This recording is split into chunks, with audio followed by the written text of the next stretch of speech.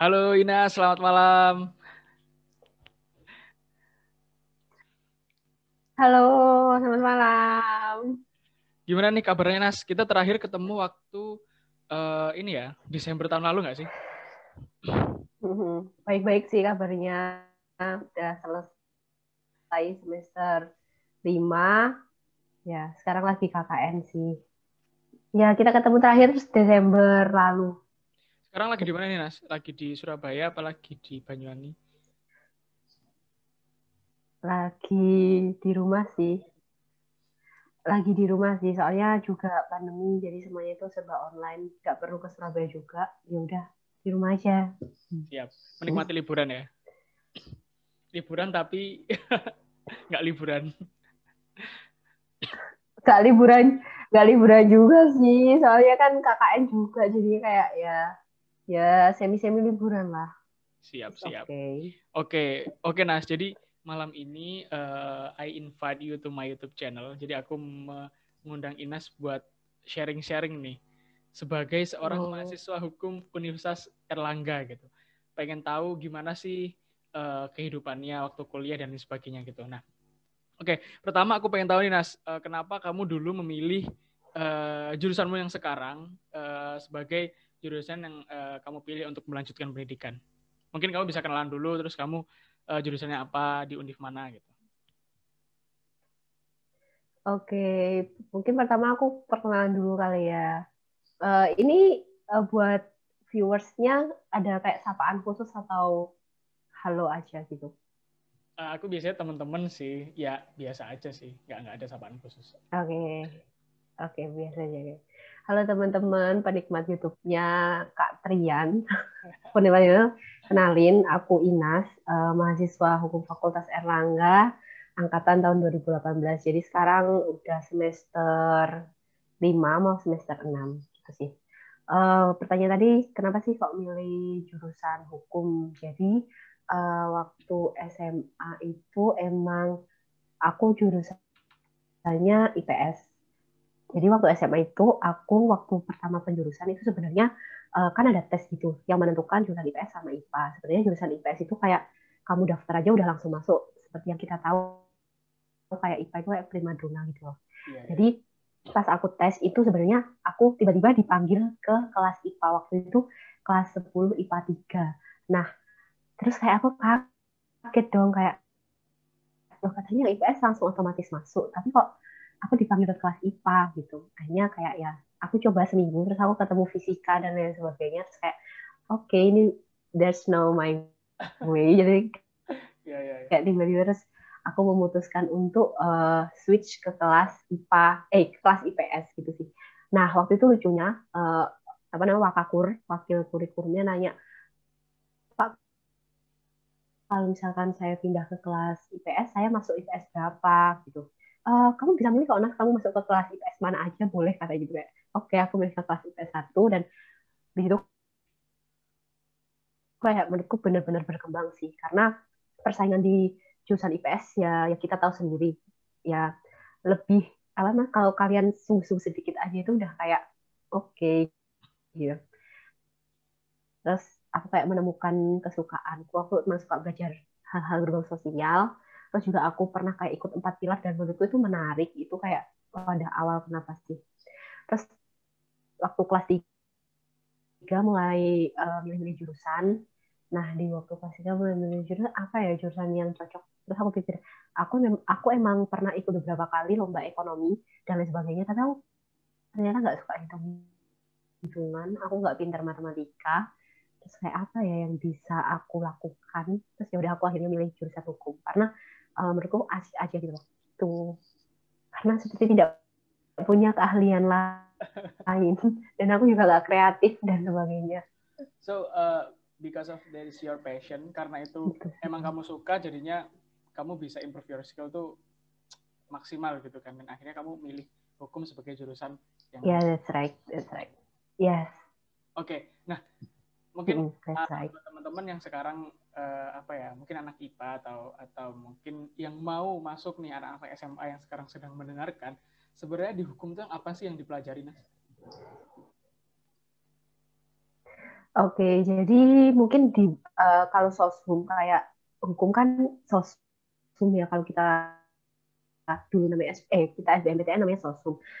Tapi juga banyak teman-temanku yang juga datang dari IPA karena mereka nggak punya basic skill ke IPS itu sebenarnya kalau di jurusan hukum itu nggak masalah karena nggak kayak jurusan akuntansi yang misalkan semester 1 sudah belajar kayak dasar dasar akuntansi gitu kan. Tapi kalau di hukum itu benar-benar basicnya beda banget kayak uh, di kita misal kayak belajar IPS atau geografi atau lainnya kayak kamu pun dari IPA juga sangat terbuka lebar jalanmu untuk belajar dari awal nggak usah merasa kayak minder gitu kayak nggak apa-apa kamu belajar di hukum belajar apa ya sebenarnya di hukum itu kayak lapisan ilmunya ada 3 gitu loh. Jadi ketika kita S1 kayak aku sekarang S1 itu yang dipelajari adalah dogmatik hukum. Dogmatik hukum itu apa sih? Dogmatik hukum itu kayak ya luaran ilmu hukum gitu. Kayak misalkan kita belajar tentang teori, kita belajar tentang konsep apa sih hukum itu. Kemudian ketika teorinya teori yang dasar ya. Terus kemudian ketika S2 kita tuh di sana belajar tentang teori hukum. Jadi kita lebih mendalami lagi apa yang kita pelajarin dari uh, intinya S1 itu kita belajar kulit luarnya hukum gitu loh. Terus di S3 kita belajar tentang filsafat hukum. Jadi di hukum itu berfilsafat. Maka jangan heran ketika misalkan ada guru besar dari Universitas A, Universitas B yang kita tahu ternama, tapi mereka punya pandangan yang berbeda. Atau misalkan sebuah putusan hakim dari A atau B atau putusan hakim yang terkenal gitu ya. Mereka berbeda pandangan karena yaitu mereka di hukum itu diajari berfilsafat ketika mereka sudah di jenjang yang lebih tinggi. Jadi kayak semua kan interpretasi ya, melakukan interpretasi. Jadi kalau misalkan ada perbedaan pendapat, ya itu namanya ilmu hukum, namanya interpretasi. Nggak ada ilmu pastinya sih. Tapi harus di S1 ini khususnya kita belajar tentang konsep dasar gimana sih hukum.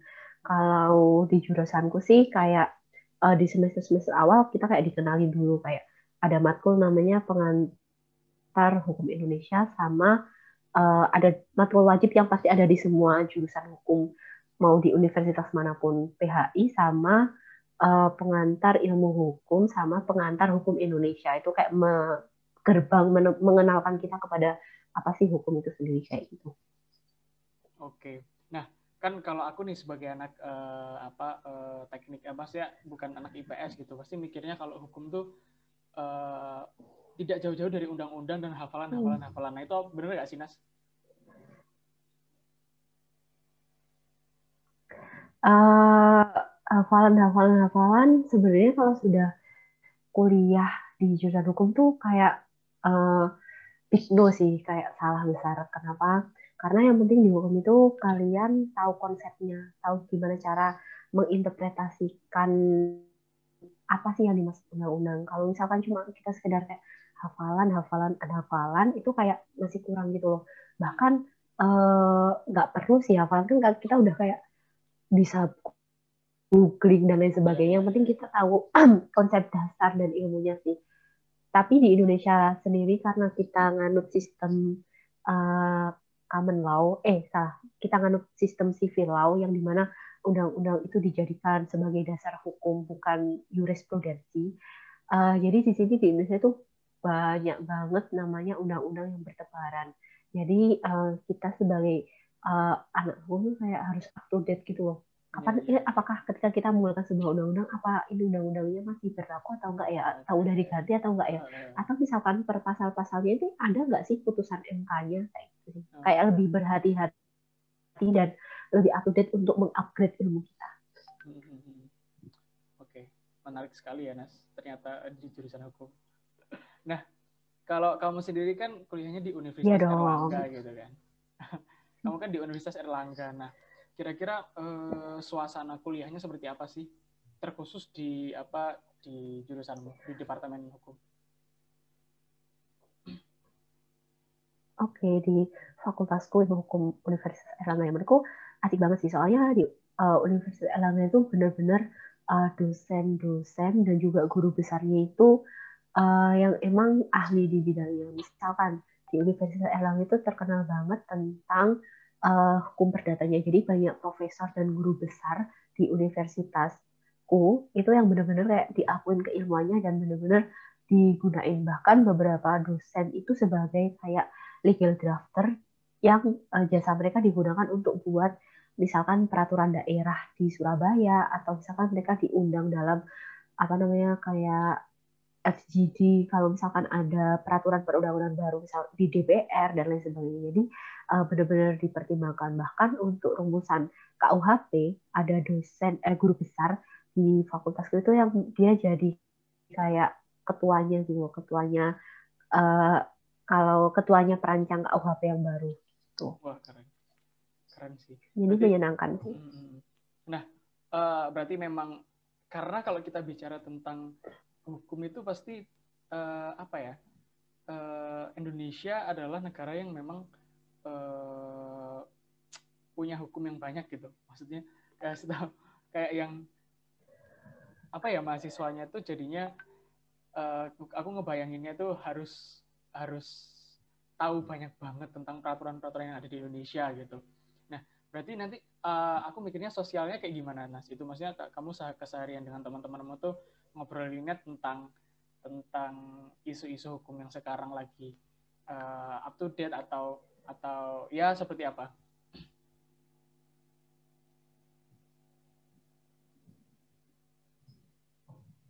Mungkin kalau ngobrol sehari-hari ya biasa selayaknya mahasiswa gitu ya. Kalau misalkan mungkin ada isu yang kayak menarik untuk dibahas. Jadi nggak kita pungkiri kayak mau jurusan manapun kita kayak selalu kayak punya circle gitu kan. Nah itu untuk bahas kayak dari hal kayak mata kuliah, pelajaran dan lain sebagainya. Bahkan juga kayak misalkan ada nih putusan hakim si A karena kita kayak punya grup nanti kayak dibahas kenapa sih kok dia kayak gitu, kenapa sih, apa sih alasannya dia ya. Kadang-kadang materi-materi yang berat tapi nggak melulu kayak gitu sih, karena di universitas sendiri juga banyak kayak BSO itu kayak apa ya, kalau misalkan di SM itu kayak PMR atau lain sebagainya tapi tingkat fakultasnya BSO, Badan Semi Otonom. Nah di sana itu kayak mewakili kita itu concernnya kemana sih. Kalau misalkan kamu pinter debat nih, jadi kamu bisa masuk ke BSO yang dia concern ke debat. Kayak misalkan di fakultasku namanya MIMA, di Univku namanya MIMA. Di situ kayak benar-benar diajarin ya apa sih cara debat hukum dengan baik yang benar. Terus juga misalkan kita suka kayak sidang semu. Jadi di hukum yang nggak ada di yang lainnya itu ada namanya lomba sidang semu. Jadi sana benar-benar kayak praktek ya, persidangan yang baik dan benar gitu.